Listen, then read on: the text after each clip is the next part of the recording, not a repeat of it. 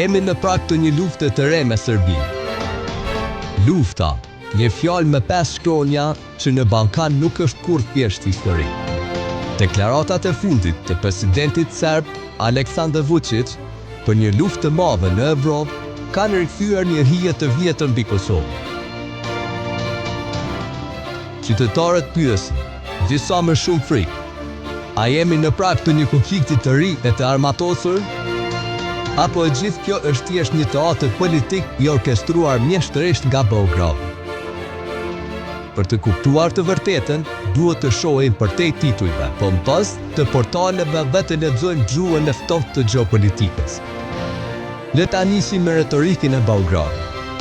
Paralajmërimet apokaliptike të Vučićit nuk janë përgatitje për sulm. Ato janë karreni i tij preferuar diplomatik, duke e portretizuar Ballkanin si një fuqi baruti gati për të shpërthyer. Ai kërkon t'i thotë Perëndimit, mos më bëni presion për Kosovën. Ndryshe, rajoni do të destabilizohet.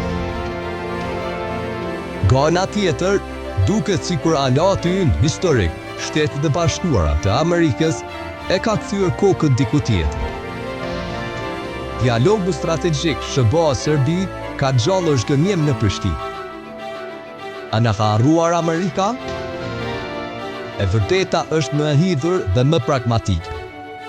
Në sytë e Washingtonit, prioriteti numër 1 në Evropën lindore sot nuk është mbrojtja e emocioneve të Ballkanit, por shkëputja e Serbisë nga orbita e Rusisë dhe ndikimit të Kinës. Për të arritur këtë, SBA po përdor joshen ekonomike dhe diplomatike. Në këtë rall politik të re, Kosovës shpesh i kërkohet të bëjë hapa pas. Jo sepse nuk ka të drejtë, por sepse Perëndimi dëshiron me çdo kusht të shmangë shtyjen e Shërbisë drejt një aleance të hapur me Vladimir Putin. Një luftë konvencionale, me tanke dhe avion, është pothuajse e pamundur. Kosova mbrohet nga mandati i KFOR. Çdo ushtar serb që kalon kufirin konsiderohet automatikisht një shpallje lufte ndaj NATO. Një vetvrasje ushtarake që Serbia nuk mund ta përballojë. Por rreziku nuk ka kaluar. Përkundrazi, ai thjesht ka ndryshuar formë. Rreziku më i madh sot është lufta hibride. Banjska ishte dëshmia më e pastër. Para militarët të armatosur rënd, financim strukturash paralele, sulme masive kibernetike dhe një makineri gjigande propagandistike për të bjell panik dhe përçarje brenda Kosovës. Serbia nuk ka nevojë të pushtojë territorin fizikisht, nëse arrin ta mbajë shtetin tonë të paralizuar dhe të paqeverisëm nga brenda. Kjo është fusha e betejës së sotme. A do të na gjenden pranë aleatët e viteve 90 nëse gjërat përshkallëzohen? Absolutisht po.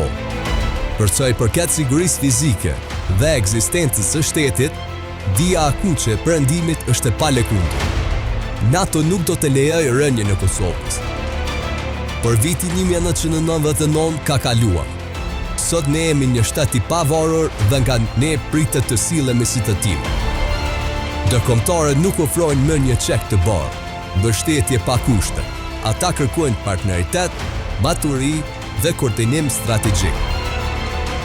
Nëse Kosova vepron e vetme, pa u koordinuar me Washingtonin, rrezikon të etiketohet si pala fajtore dhe të humbas mbështetjen diplomatike.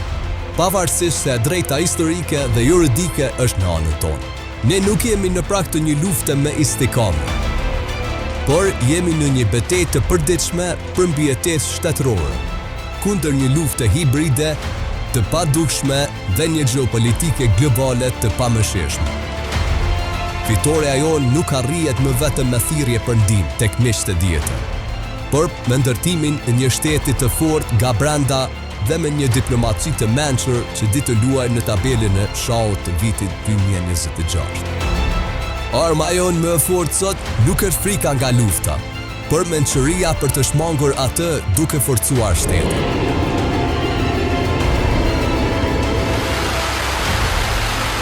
Storm Kosova, aty ku deshifrohen mesazhet e armiqve të Kosovës.